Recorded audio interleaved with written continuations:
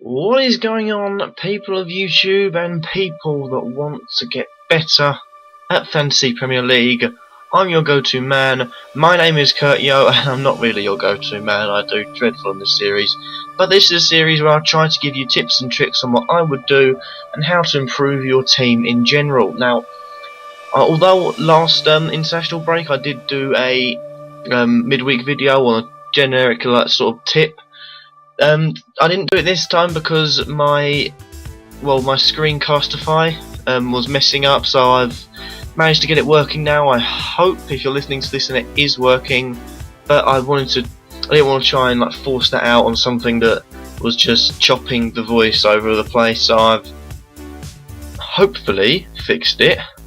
I'm not gonna hold my breath on it, but anyway, a minute in, let's jump straight into this episode. It's a preview of Game Week 8.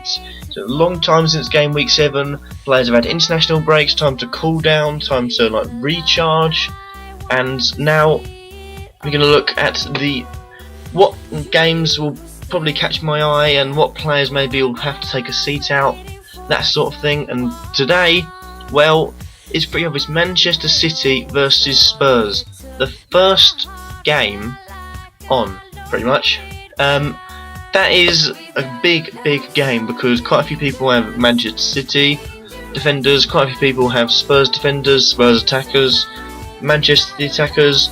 They're two big teams, so they're going to attract a whole group of people taking their players for their Premier League team.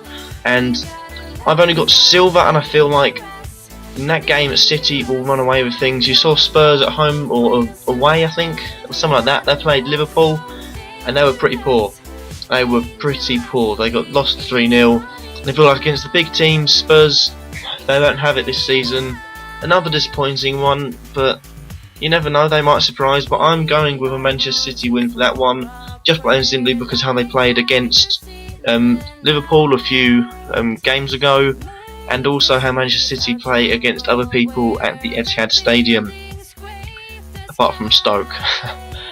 Also, a few other games, you can look at Chelsea playing Palace, that's a big one. Arsenal and Hull is a huge one. West Brom versus Manchester United is a big one. I'd say another big one from this sort of stage is Stoke Swansea, because the two teams that have been doing alright, and two teams that, well, Stoke need it more than Stoke need a win more than Swansea, but they're both two teams that could actually do with the win here, and a win against a club their sort of standard could really push them up the table.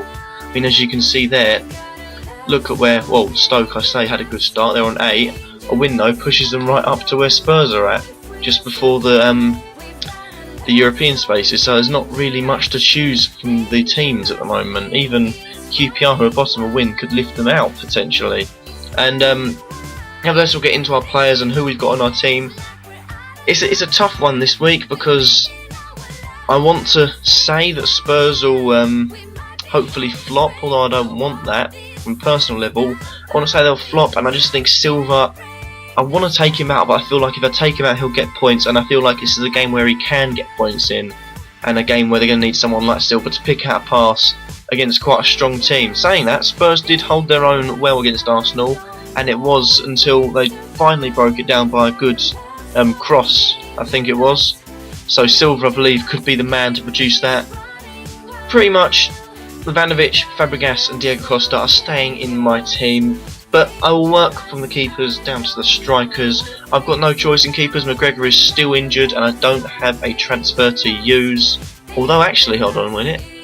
Let's see, because it might have reset during the... No, I don't have any. I thought it might have give me another transfer because another week, but I suppose it goes on game weeks. But yep, I've only got one choice, and that's Manone. Moving on to our defenders, at the moment we have Ivanovic, Coleman and Williams. Coleman, I feel like he is, well, against Aston Villa anything can happen. You could lose 3-0, he could win 3-0, he could get 3 assists, you could get a clean sheet, or he could concede 3, score an own goal, whatever. But now that I have Hutton and Klein on full fitness, I feel like I'm going to give Klein a running because Southampton are playing Sunderland, and I feel like Southampton will do enough to overpower them. Hopefully gets a clean sheet as well, and Williams, just because He's been playing sturdy football. He's been a quality defender so far, and I just feel like Stoke won't threaten Swansea as much as other teams will. We'll leave Hutton and Coleman on the bench for now. We'll move on to midfielders. My midfield 4 are going to stay like that. The only thing I would consider changing is Silva for Henderson, because I feel like Henderson against QPR would be a good game for him. However, I have seen something in the strikers, which means none of those four midfielders have to move. We've got Djukovic, Aloha and Diego Costa up there. Costa and Aloha have to stay. Djukovic, however, against West Ham, I feel like he's going to get removed, and we're going to bring Henderson in. There are 3 defenders, 5 midfielders and 2 striker formation, leaving Hutton, Djukovic, Coleman and of course McGregor on the bench. Looking down those teams, quite a few, I would say, going on the fact that most people will have players from big teams. If you've got a Spurs defender, I'd say cash him out now, because City, I feel like, could get a few goals in that game. If you've got a Liverpool player that's maybe a little bit creative, put them in. Put Liverpool players in, get the Everton players in, get your Man United players in, get your Arsenal players in, because they're games where teams that they're playing against will tighten up, and tighten up well if they do it, if they play like the way they have been playing. And you'll need a playmaker, for example, your Sigurdssons, your Di Marias, your Fabregases, your Silvas, your Hendersons. All 5 of them have the potential to pick that one pass to get the ball through. That is why I've got my 3 players on the bench. That is why I'm not taking a risk with Djukovic, I'm not taking a risk with Coleman. They're 3 players that will get me 2 points at least. And of course, before we go, we have to change one thing. Diego Costa's playing against Crystal Palace, so we're going to give the captain's armband back to Diego Costa. Now he's not playing a strong team, although he did score and he could have been a good captain. Last week, Sigurdsson really made sure that I made the right choice in picking him for captain, as he got the most points without the armband in general. Nevertheless, thank you guys for watching. If you've liked the video, leave a like. Let me confirm this quickly. If you want to comment on what you've done, what you've changed, or even how I can improve this series, then make your comment down below. Subscribe if you feel like you want to keep up to date with this series and you feel like I'm worthy, and I'll catch you all in the next episodes of this series. Peace.